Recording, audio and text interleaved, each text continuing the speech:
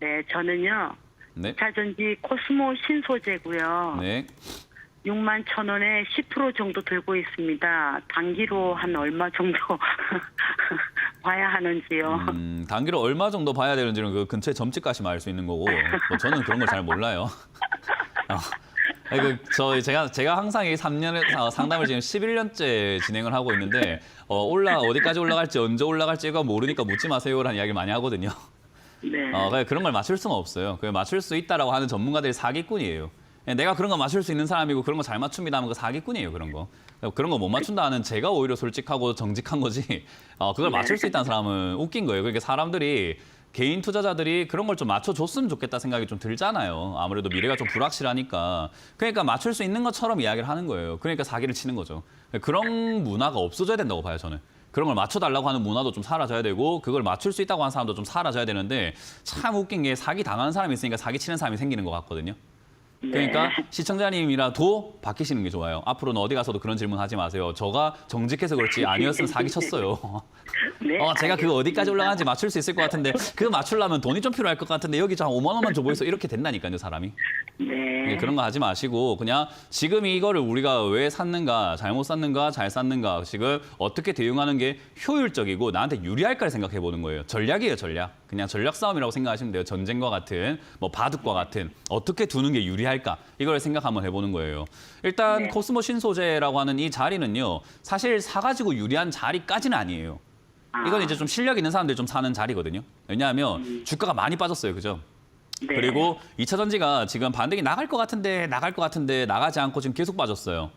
거기다가 뉴스까지 2차 전지가 안 좋다 이야기하고 테슬라도 판매량이 줄었다 이야기하고 전반적으로 뭐 좀 안 좋아요. 중국은 지금 점유율 막 늘어나고 있는데 우리나라 지금 2차 전지 관련주의 점유율은 뭐 줄고 있다 이런 뉴스도 많이 보인단 말이에요. 그래서 사실 이렇게 악재가 난무할 때 저점인 경우들이 많아요. 악재들이 많다? 그러면 주가가 저점일 가능성이 상당히 높아요. 근데 이 저점일 가능성이 높다라는 것은 높을 뿐인 거지 저점이 다까지는 아닌 거잖아요.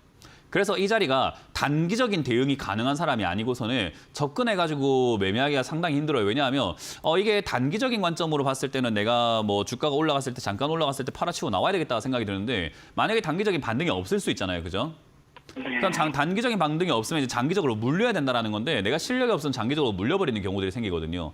그럼 물려도 괜찮은 기업인가라는 건데요. 2차 전지 산업 쪽들이요. 얘가 뭐 물론 2차 전지만 거기만 하고 있는 것은 아닙니다. 뭐 2차 전지 쪽도 이렇게 하고 있지만은 여러 가지 뭐 이렇게 소재 부품들을 만들고 있다 보니까 사실 여기저기서 많이 쓸 수는 있어요. 근데 이제 그 과정 속에서 매출이라든가 영업이라든가 이런 것들이 폭발적으로 증가하긴 지금 힘든 상황이죠. 우리나라 화학업종이라든가 소재 쪽이라든가 이런 것들이 많이 힘들거든요. 2차 전지뿐만 아니라 거기서 이제 2차 전지까지 힘들어지다 보니까 얘도 이제 문제가 생긴 건데 주가가 하도 과하게 올라갔다 보니까 많이 빠졌어요. 그래서 장기적으로 본다면 사실 저는 이제 2차 전지 관련주들이 우리나라가 이제 과거에 태양광 산업이 한때 뭐 잘 나간다 했다가 안 갔던 적이 있거든요.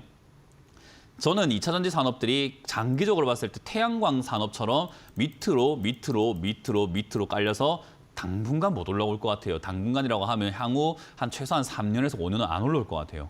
그러니까 이번 단기 반등을 이용해서 수익을 내지 못한다면 장기로 물렸을 때 아주 고통받을 기업이라는 거죠.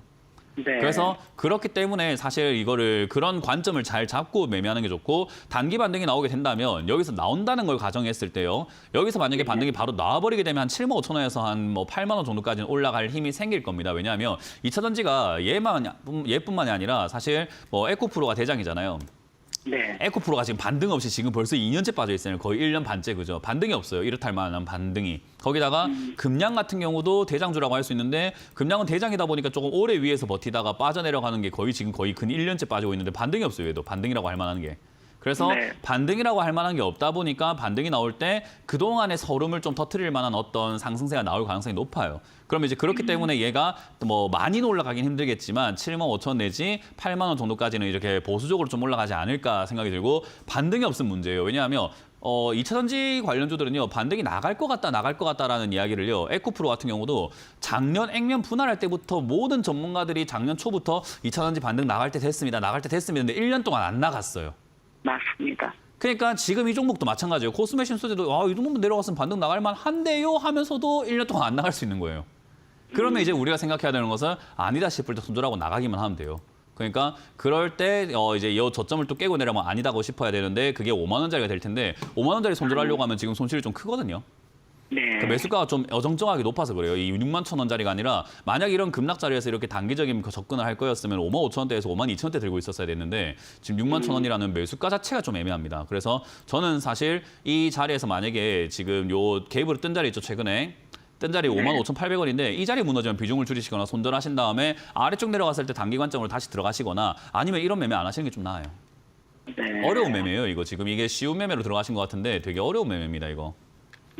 그래서 자리 자체는 저점에 잘 잡으셨는데 저는 단기적인 관점으로 저점에 들어가는 이런 연습하지 마시고 지금 보니까 차트 보니까 저점에 들어가시는 연습은 어느 정도 돼 있는 것 같거든요. 근데 네, 네. 이렇게 샀을 때 내려왔을 때 사시는데 장기적으로 봐도 괜찮은 종목을 좀 찾아보세요. 그게 좋은 거예요. 자율주행. 뭐라고요? 자율주행. 아니 그걸 지금 저한테 묻지 말고 그걸 찾아보시라고요. 숙제라고요. 그 숙제입니다. 그러니까 떨어져 있는데 앞으로 올라갈 수 있는 그런 테마와 재료를 갖고 있는 우리나라 산업이 지금 안 좋은 이런 뭐 2차 전지라든가 뭐 반도체 쪽이라든가 소재 부품 화학 쪽이라든가 건설 이런 거 빼고 장기적으로 좀 안 좋은 거 빼고 가격은 싼데 장기적으로 봤을 때 테마가 참 살아 있고 올라갈 것 같은 그런 테마들 있잖아요. 그런 거를 잡아보시는 연습하시는 게 어떨까요? 저점에 사는 이 실력이 아깝지 않으세요? 남들은 이 저점에 못 사서 전부 다 고점에 사서 전화 오는데 지금 저점에 사놓고 단기 투자를 한다니요. 장기 투자해야죠. 네, 덕분에 제가 저점을 잡았습니다. 그러니까요. 이제 저점에 사는 것까지는 잘하신 것 같고 짧은 관점이 아니라 장기 관점. 장기라고 해갖고 뭐 무조건 10년이 아니라 샀을 때 내가 들고 왔을 때 꽤나 유리한 종목을 사는 게 좋아요. 빨리빨리 대응 안 해도 되는 종목들 있잖아요. 그러니까 그렇게 투자하시면은 비중이 10%가 아니라 20, 30% 들어가면 되잖아요. 비중을 좀 많이 실어가지고 오래 들고 가서 수익을 좀 크게 내면 되죠. 그죠? 네. 그렇게 접근하시길 알겠습니다. 바랍니다.